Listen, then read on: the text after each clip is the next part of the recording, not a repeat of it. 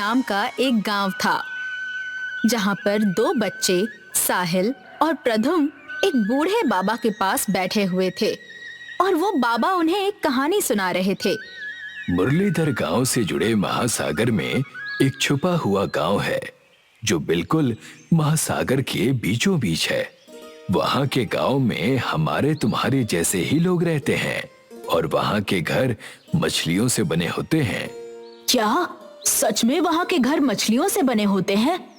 हाँ, वहां के घर मछलियों से बने होते हैं और वहां भी इस गांव की तरह प्रधान और जमींदार होते हैं। सब कुछ है वहां पर। मुझे इस बात पर विश्वास नहीं हो रहा है बाबा। महासागर के बीचों बीच कोई गांव हो सकता है? मैं कैसे मानूं?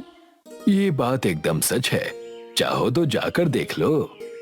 हम वहां जा सकते हैं? हाँ, बिल्कुल जा सकते हो, अगर तुम्हारे अंदर जज्बा और हिम्मत हो तो। जब मैं बड़ा हो जाऊंगा तो जरूर उस मछली गांव में जाऊंगा। तुम जाना चाहते हो तो चले जाना, मैं तो नहीं जाऊंगा। ये तो समय बताएगा, क्योंकि जब मैं जाऊंगा तो तुम्हें भी आना ही होगा। 18 साल बाद साहिल एक दिन प्रधुम को समुद्र के पास बुलाता है और एक नाव भी तैयार रखता है। प्रधुम साहिल के बुलाने पर वहां आ जाता है। क्या हुआ साहिल, आज तुमने यहाँ क्यों बुलाया? तुम्हें वो कहानी याद है? कौन सी कहानी? अरे वो बूढ़े बाबा जो हमें कहानी सुनाया करते थे ना जब हम छोटे थे।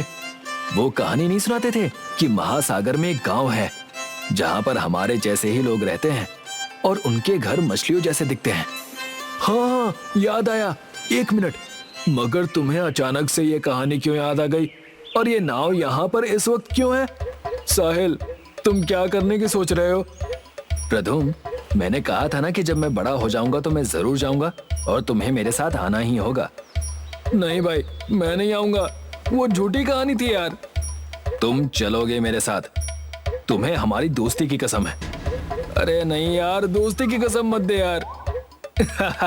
चल बैठ जा नाव में। प्रधुम साहिल की नाव में बैठ जाता है और दोनों महासागर में मछली गांव को ढूंढने निकल पड़ते हैं। वे महासागर में बहुत अंदर तक चले जाते हैं, इतने अंदर कि दूर दूर तक कोई किनारा उन्हें दिखाई नहीं देता। इससे डरकर प्रधुम कहता है, साहिल, हम कुछ ज्यादा ही अंदर नहीं आ गए? अब तो कहीं भी किनारा दिखाई नहीं दे रहा है। चलो वापस चलते हैं। नहीं नहीं, नहीं का क्या मतलब है? हम वापस नहीं जा सकते क्योंकि मैं रास्ता भूल चुका हूं। क्या? अब तो हमारे पास कोई चारा नहीं है सिवाय उस मछली गांव को ढूंढने के, नहीं तो मृत्यु हमें ढूंढ लेगी। तुम इतना मुस्कुरा क्यों रहे हो? तुम्हें डर नहीं लग रहा क्या? बिल्कुल नहीं, क्योंकि मैंने खुद को और तुम्हें ऐसी स्थिति में डाल दिया है कि अगर हम अपनी मंजिल तक नहीं पहुंचे तो हम मारे जाएंगे। ऐसी स्थिति में ही लोग अपनी राह में सफलता पाते हैं। हे प्रभु, क्या सोचकर आपने मुझे इसके जैसा सन की दोस्त दिया? साहिल और प्रधुम अब बस चप्पू चलाते चलाते महासागर के और अंदर चले जाते हैं। अचानक साहिल को कुछ दिखाई देता है। प्रधुम, प्रधुम, क्या तुम्हें दिख रहा है जो मुझे दिख रहा है? वो देखो, एक जगह है जहां बड़ी बड़ी मछलियां हैं। क्या ये वही गांव तो नहीं जो बूढ़े बाबा हमें बताया करते थे? हाँ, ये वही गांव है, ये वही मछली गांव है। वो कहानी झूठी नहीं थी, सच्चाई हमारे सामने है। आखिरकार हमने इस गांव को ढूंढ ही लिया प्रधुम। यस! साहिल और प्रधुम करीब आधे घंटे बाद वे उस गांव में पहुंच जाते हैं। जैसे ही वे दोनों उस गांव में उतरते हैं, शिल्पा नाम की लड़की उन्हें देखकर उनके पास आती है और कहती है, तुम दोनों कौन हो और यहाँ क्या कर रहे हो? हमने इस गांव के बारे में सुना था, तू इसे ढूंढते ढूंढते यहाँ आ गए। बाहर वालों का यहाँ आना मना है। इस गांव में तुम्हारा स्वागत नहीं किया जाएगा। हमें माफ कर दीजिए, हमें बस थोड़ा खाना और पीने के लिए पानी दे दीजिए, फिर हम चले जाएंगे। ठीक है, मेरे पीछे पीछे चलो। शिल्पा साहिल और प्रधुम को अपने घर ले जाती है, जो मछली के आकार का था। अरे साहिल, ये तो सच में मछली घर है। यहाँ सारे घर मछली जैसे हैं। सही कह रहे हो, यहाँ आकर मेरा सपना पूरा हो गया। वे दोनों शिल्पा के घर में बैठ जाते हैं। शिल्पा उन्हें खाने के लिए खाना और पीने के लिए पानी देती है। जैसे ही वे खाना खाकर उठते हैं, शिल्पा का भाई सुरेश वहाँ आ जाता है और शिल्पा से कहता है, क्या यही दोनों हैं जो बाहर से आए हैं? हाँ। प्रधुम धीरे से साहिल से कहता है, ये पक्का हमें मारने आया होगा, सब तुम्हारी गलती है। हाँ यार, कहाँ फंस गए। साहिल सुरेश से कहता है, भाई हम पक्का चले जाएंगे और कभी किसी को इस गांव के बारे में नहीं बताएंगे। हाँ भाई, सच में हम लोग समुद्र में कभी पैर भी नहीं रखेंगे, बस हमें माफ कर दो। क्या तुम लोगों को लगता है कि मैं कोई गुंडा हूँ? दरअसल हम लोगों को आपकी मदद चाहिए इस गांव को बचाने के लिए। किससे? हमारे प्रधान से। 1 महीने पहले की बात है। 1 महीने पहले हमारे गांव ने प्रधान को चुना और एक नए प्रधान को जादुई मोती की माला पहनाई, जिसे पहनने के बाद प्रधान के पास जादुई ताकत आ जाती है, जिसकी वजह से अगर गांव वाले प्रधान की बात नहीं मानते तो वो अपनी शक्तियों से उन पर नियंत्रण पा लेता है। हमारे गांव में एक जादुई आईना भी है जो हमारे गांव और बाहर की दुनिया को जोड़ता है। प्रधान ने अपनी शक्तियों का इस्तेमाल करके उस आईने को अपने घर में रख लिया है। अब मैं बाहरी दुनिया में भी अपना डंका बजाऊंगा।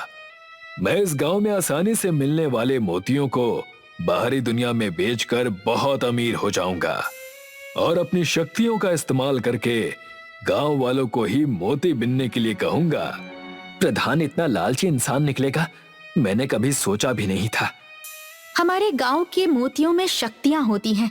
अगर उनके साथ कोई छेड़छाड़ करे तो उसकी समस्याएं हमारे गांव को भी झेलनी पड़ती हैं। तो आप चाहते क्या हैं? इसमें हम आपकी कैसे मदद कर सकते हैं? क्योंकि आप इस गांव के नहीं हैं, तो प्रधान की शक्तियों का असर आप पर नहीं होगा। ओह, समझ गया, बिल्कुल समझ गया। आप चाहते हैं कि हम उस प्रधान से वो आईना जो बाहरी दुनिया को इस मछली गांव से जोड़ता है, उसे उसके घर से चुरा ले, यही ना? वो वापस से अपनी मोतियों की शक्ति का इस्तेमाल करके वो आईना ले लेगा। हमें उस मोती की माला को उसके गले से चुराना होगा। जी बिल्कुल, हमने तो उसे अच्छा समझा था, मगर वो लालची निकला। कोई बात नहीं, आप सब हम पर छोड़ दीजिए। सुरेश और शिल्पा दोनों प्रधान के घर के बाहर पहुंचते हैं और प्रधान को आवाज लगाने लगते हैं। प्रधान जी, प्रधान जी। प्रधान जब वो ये आवाज सुनता है तो कहता है, कौन है जो इतनी सुबह सुबह आवाज लगा रहा है? जाकर देखता हूँ। प्रधान घर के बाहर आता है। ओह, तो तुम दोनों भाई बहन हो। क्या हुआ, इतनी सुबह सुबह मेरे घर के बाहर आकर क्यों चिल्ला रहे हो? प्रधान जी, गांव के अनमोल मोतियों को बाहरी दुनिया के साथ मत बांटिए, ये हमारे गांव के लिए अच्छा नहीं है। हाँ, हमारा गांव इन्हीं अनमोल मोतियों की वजह से बाहरी दुनिया से छिपा हुआ है। निकल जाओ यहाँ से, नहीं तो ऐसा मजा चखाऊंगा कि तुम लोगों के होश उड़ जाएंगे। पता है ना, मेरे पास जादुई मोती की माला है। प्रधान जी, ये गलत है। साहिल और प्रधुम चुपके से प्रधान के घर में घुस जाते हैं। सुरेश और शिल्पा वहाँ सिर्फ प्रधान का ध्यान खींचने के लिए आए थे। प्रधान दूसरी ओर अपना हाथ आगे करता है और सुरेश और शिल्पा से कहता है, तुम दोनों अभी के अभी मूर्ति की तरह खड़े हो जाओ। प्रधान के इतना कहते ही दोनों एक जगह खंबे की तरह खड़े हो गए और दूसरी ओर साहिल और प्रधुम वो आईना ढूंढने लगते हैं। अरे, प्रधान ने यहाँ आईना कहाँ रखा होगा?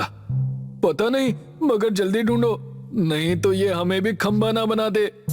इसका जादू शायद हम पर काम नहीं करेगा, और अगर कर गया तो, और नहीं किया तो?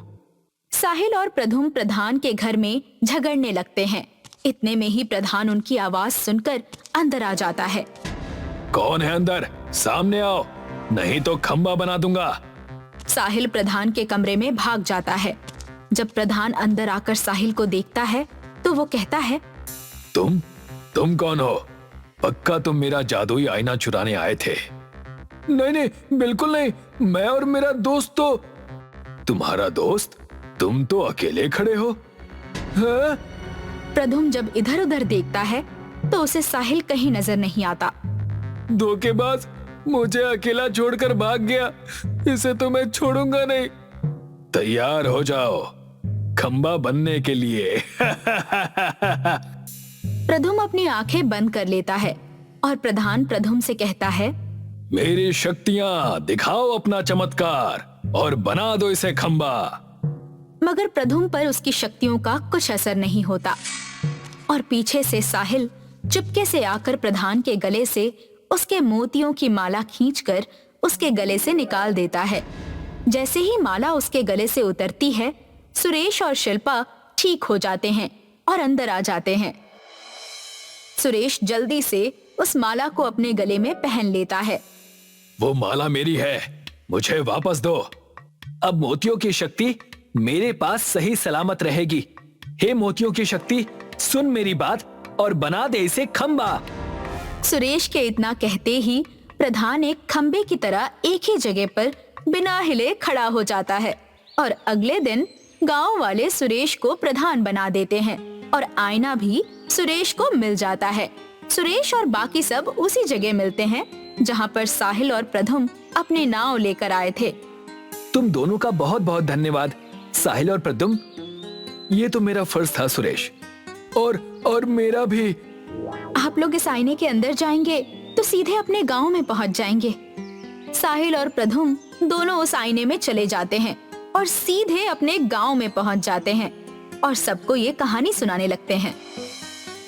तालाबपुर गांव में बल्लू और बलराम नाम के दो युवक रहा करते थे। वो दोनों कोई काम धंधा नहीं करते थे, बल्कि वो गांव में चोरियां किया करते थे। उनकी हरकतों की वजह से सारा गांव परेशान था। वो सुबह से लेकर शाम तक कल्लू चाय वाले की दुकान पर बैठा करते और किसी न किसी के घर पर चोरी करने की योजना बनाते। बलराम और बल्लू कल्लू की दुकान पर बैठे हुए चाय पी रहे थे। क्यों भाई, ऐसी क्या आफत आ गई? अच्छा खासा तो गांव है हमारा। तू समझ नहीं रहा बल्लू, गांव के सभी लोग जान चुके हैं कि हम दोनों चोर हैं, इसीलिए कोई हम दोनों को सम्मान नहीं देता। अरे सम्मान का क्या अचार डालेंगे, हमें तो बस पैसे चाहिए। बेवकूफ कहीं के, मैं तुझे कुछ समझाने की कोशिश कर रहा हूँ, लेकिन तेरी खोपड़ी में मेरी बात फिट ही नहीं बैठ रही। बल्लू, गांव के सभी वासी अब हमसे बहुत चौकन्ने हो गए हैं। पिछले एक हफ्ते से हम जिस किसी के भी घर में चोरी करने के लिए घुसते हैं, उस घर का कोई ना कोई सदस्य हमारा स्वागत करने के लिए पहले से ही बैठा होता है। बात तो तुम्हारी बिल्कुल सही है बलराम, लेकिन हम जाएंगे कहाँ? हम दोनों के पास जो कुछ बचे कुचे पैसे थे वो तो समाप्त हो गए। तभी वहाँ पर गांव का मुखिया आकर कल्लू से बोला, अरे कल्लू भाई, कल मेरी बिटिया की शादी है, मैं तुम्हें न्योता देने आया हूँ। आखिरकार तुम हमें कई सालों से अपने हाथ की बनी हुई चाय पिला रहे हो। मुखिया को देखकर बल्लू खुश होते हुए बोला, ये क्या मुखिया जी, सिर्फ कल्लू भाई को निमंत्रण देंगे, हमें और बलराम को निमंत्रण नहीं देंगे? तुम दोनों तो मेरे घर के आसपास भी मत भटकना। भला ये क्या बात हुई मुखिया जी, हम भी इसी गांव के वासी हैं। तुम दोनों इस गांव के वासी होने के नाम पर कलंक हो। याद रखना, मैंने सिर्फ तुम दोनों की सेवा के लिए ही घर के बाहर लठैत बैठा रखे हैं। अगर तुम दोनों मेरे घर के आसपास भी दिखाई दिए तो मैं तुम्हारी हड्डियां तुड़वा दूंगा। इतना कहकर मुखिया क्रोधित होकर वहाँ से चला गया। ये मुखिया पता नहीं अपने आप को क्या समझने लगा है। सही बोल रहे हो बलराम, ये तो कल्लू भाई के सामने हमारा अपमान करके चला गया। माना कि हम दोनों चोर हैं, मगर हमारा भी कोई सम्मान है। चोर होने के साथ साथ हम इस गांव के वासी भी हैं। अगर ये मुखिया हमें निमंत्रण दे देता तो भला इसका क्या बिगड़ जाता? कोई बात नहीं बलराम, आज रात हम दोनों इस मुखिया के घर पर ही चोरी करेंगे और इसके उन लठेतों को भी देख लेंगे जो इसने हमारी सेवा के लिए बैठा रखे हैं। रात के वक्त बल्लू और बलराम मुखिया के घर के पास पहुंचकर चौकन्नी नजरों से इधर उधर देखने लगे। मुखिया ने अपने घर के बाहर कुछ आदमी बैठा रखे थे जिनके पास लाठियां मौजूद थीं, मगर बल्लू और बलराम छत पर चढ़ने में माहिर थे। कुछ ही पलों में वो दोनों मुखिया के घर की छत पर चढ़ गए।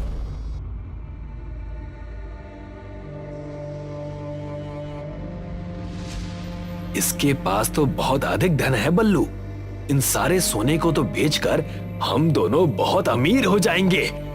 मगर बल्लू के दिमाग में कुछ और ही चलने लगा। बात तो तुम्हारी सही है बलराम, लेकिन सोचो कल मुखिया की बेटी की शादी है। अगर हमने ये सारा सोना चुरा लिया तो उसकी बेटी की शादी रुक जाएगी। ये कैसी बातें करने लगा है तू? अचानक तेरे अंदर अच्छाई कैसे जाग गई? देख, हम दोनों चोर हैं बलराम, लेकिन पापी नहीं। ठीक है, लेकिन अब यहाँ आए हैं तो कुछ तो चुरा कर जाएंगे।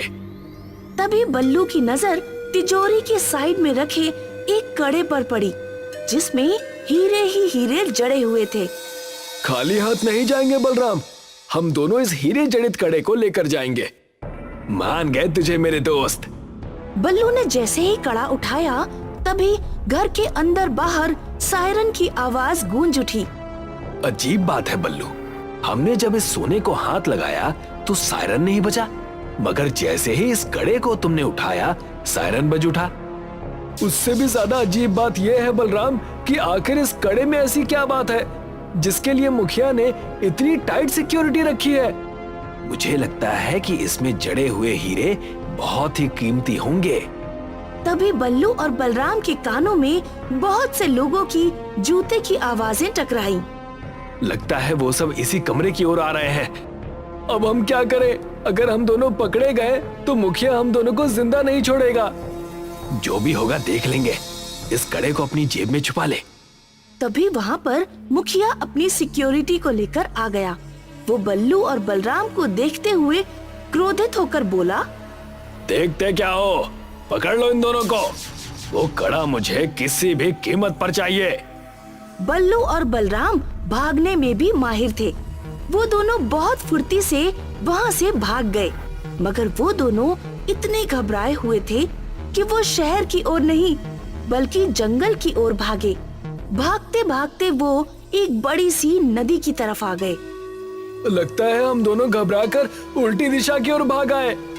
सही कह रहा है यार, अब क्या करें? लगता है इस बार हम दोनों पक्का पकड़े जाएंगे।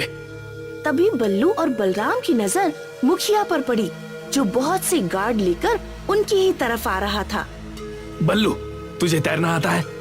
हाँ, मुझे तैरना आता है, लेकिन इतनी बड़ी नदी हम कैसे पार करेंगे? जो भी होगा देख लेंगे, फिलहाल तो अपनी जान बचाओ। बल्लू और बलराम दोनों नदी में कूद गए, मगर नदी इतनी बड़ी थी कि वो दोनों तैरते तैरते थक गए, मगर नदी का किनारा आने का नाम ही नहीं ले रहा था।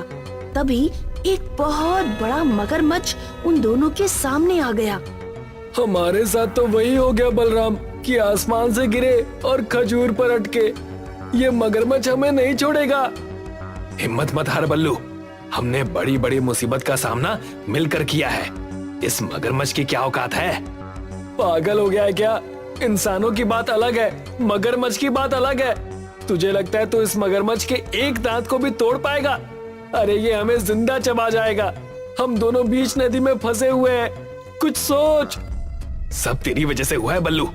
अच्छे खासे हम दोनों उन आभूषणों को उठाकर फरार हो जाते और उन्हें बेच देते, लेकिन नहीं, तुम्हारे अंदर तो राजा हरिश्चंद्र सवार हो गए थे। अचानक तुम्हारे मन में गांव के प्रति और मुखिया की बेटी के प्रति इतना प्रेम बढ़ गया कि तुम्हें उनकी चिंता होने लगी। अब भुगतो। मुझे क्या पता था कि उस कड़े को उठाना हमारे लिए इतनी बड़ी मुसीबत का कारण बन जाएगा। तभी उस मगरमच्छ ने बलराम के ऊपर हमला बोल दिया। बलराम मगरमच्छ से बचने के लिए पानी के अंदर तेजी से तैरने लगा, लेकिन मगरमच्छ का एक पंजा बलराम के माथे पर लग चुका था। बलराम बेहोश होकर पानी की गहराइयों में चला गया। इधर बल्लू बलराम को पानी में तलाश कर रहा था कि तभी उसे मगरमच्छों का पूरा झुंड दिखाई दिया। बल्लू अपनी जान बचाने के लिए तेजी से नदी के किनारे पर जाने के लिए तैरने लगा। कुछ ही देर में बल्लू नदी के किनारे पर आंसू लिए खड़ा हुआ था।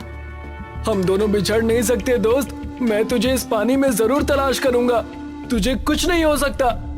इधर बलराम को पानी के अंदर अचानक होश आ गया, मगर आसपास का मंजर देखकर उसकी हैरत की इंतहा नहीं रही। वो एक पानी के गांव में था, जहां बहुत से लोग उसे हैरत भरी नजरों से देख रहे थे। तुम्हारे सर पर अभी अभी पट्टी बंधी है, तुम्हारे ऊपर मगरमच्छ ने हमला किया था।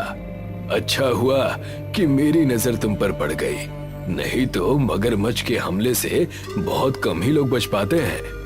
लेकिन ये कौन सी जगह है और तुम सब सांस कैसे ले रहे हो? सांस तो तुम भी ले रहे हो बेटा। अरे हाँ, इस बात पर तो मैंने गौर ही नहीं किया। मैं पानी के अंदर सांस कैसे ले सकता हूँ? ये सब क्या हो रहा है? कौन हो तुम लोग? बलराम गांव को आंखें फाड़ फाड़ कर देखने लगा। बलराम ने देखा कि उस गांव में सुख सुविधा की हर चीज मौजूद थी। उस गांव में खेती भी थी, स्कूल भी थे, अच्छे अच्छे मकान भी बने हुए थे। मुझे पता है कि तुम्हें अपनी आंखों पर विश्वास नहीं हो रहा, पर यकीन मानो, जब मैंने भी पहली बार इस दृश्य को देखा था तो मुझे भी अपनी आंखों पर विश्वास नहीं हुआ था। मैं आपकी बात का मतलब नहीं समझा। अगर तुम्हें मेरी बात का मतलब समझना है तो तुम्हें मेरे साथ चलना होगा इस गांव के मुखिया के घर पर। बलराम उस बूढ़े के साथ उस पानी के गांव में मुखिया के घर के अंदर चला गया। बलराम ने देखा कि मुखिया की बहुत बड़ी हवेली बनी हुई थी और मुखिया एक कुर्सी पर चिंतित अवस्था में बैठा हुआ था। अरे, तुम तो पृथ्वी के वासी लगते हो। आपने बिल्कुल सही कहा। किसी जमाने में हम भी पृथ्वी पर ही रहा करते थे, लेकिन भाग्य को कुछ और ही मंजूर था। यही बात तो मेरी समझ में नहीं आ रही मुखिया जी कि ये सब कुछ कैसे संभव हो सकता है। पानी में इंसान कुछ मिनट से ज्यादा सांस नहीं ले सकता, लेकिन आप सब तो यहाँ पर ऐसे रह रहे हैं जैसे कि आपको पानी से कोई फर्क ही नहीं पड़ता, और मैं भी यहाँ पर सांस ले पा रहा हूँ। कृपया करके इस रहस्य से पर्दा हटाइए। दरअसल तुम जितने भी लोगों को देख रहे हो वो सब किसी जमाने में जिंदा थे। इनमें से अब कोई भी जिंदा नहीं है। हम सब शापित हैं। मुखिया की बात सुनकर बलराम फटी फटी आंखों से मुखिया को देखते हुए बोला, तो क्या मैं भी शापित हो गया हूँ? नहीं, तुम शापित नहीं हुए। तुम तो जरूर बहुत ही दयालु भाव के व्यक्ति हो, वरना तुम इस शापित गांव में नहीं आ पाते। इस गांव को सिर्फ वही देख सकता है जिसका मन इस पानी की तरह साफ हो। शायद आपको किसी ने गलत जानकारी दी है मुखिया जी। मैं तो एक चोर हूँ। चोरी तुम शायद मजबूरी में करते होगे, पर तुम्हारा मन अभी भी साफ है। हम सारे गांव वासी पिछले 50 सालों से उस व्यक्ति का इंतजार कर रहे हैं जो हमें इस शाप से मुक्ति दिला सके, मगर इन 50 सालों में बहुत से लोग आए और हमें शाप से मुक्त करने की बात बोलकर वापस चले गए और दोबारा कभी लौट कर नहीं आए। बलराम को उस मुखिया पर और गांव वालों पर बहुत ज्यादा तरस आया। मुझे बताइए मुखिया जी, आप सबको इस शाप से मुक्ति कैसे मिलेगी? मैं आप सबका साथ देने के लिए तैयार हूँ। सबसे पहले तुम्हारे लिए ये जानना जरूरी है कि हम सब शापित कैसे हुए। आज से 50 साल पहले ये गांव तालाब के किनारे पर स्थित था और मैं इस गांव का मुखिया था। एक दिन मैं जंगल की तरफ जंगल के रास्ते में भटक गया और वहां मुझे एक साधु मिले जिनके शरीर से खून निकल रहा था। दरअसल उनकी बाह में एक तीर घुसा हुआ था और साधु के हाथ में हीरा जड़ा हुआ एक कड़ा था। वो कड़ा बेहद शक्तिशाली था और जादुई भी। उस समय साधु अपनी अंतिम सांसें गिन रहा था।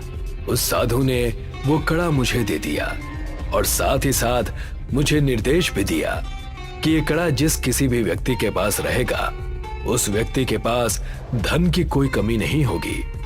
मगर याद रखना, अगर किसी गलत मनुष्य ने तुमसे ये कड़ा चुरा लिया तो तुम और तुम्हारा गांव शापित हो जाएगा और तुम्हारा पूरा गांव तालाब में डूबकर मर जाएगा।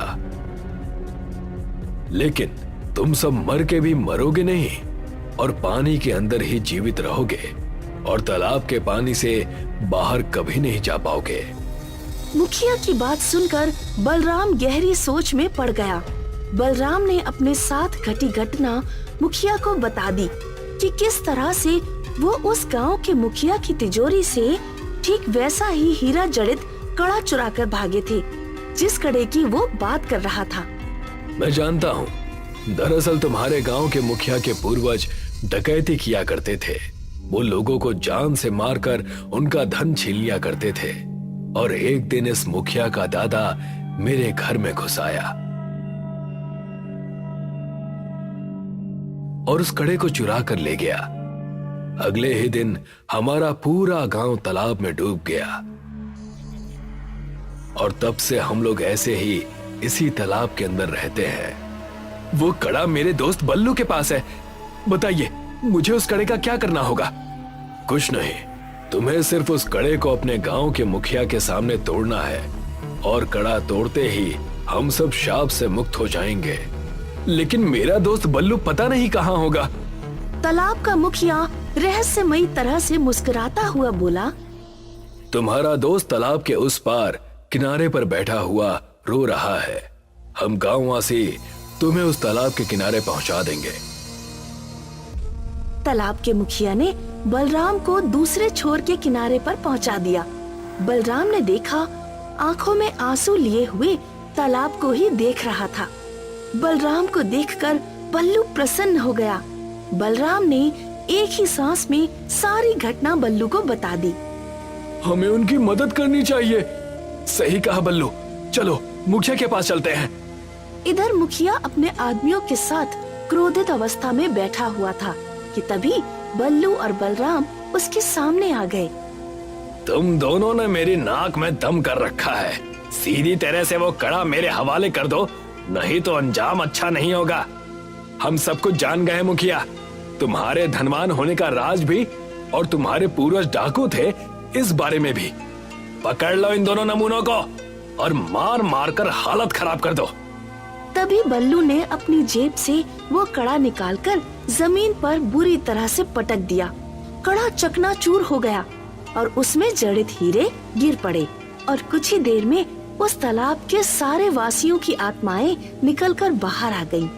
वो सभी गांववासी शाप से मुक्त हो गए और मुखिया नजरें नीची करके चला गया।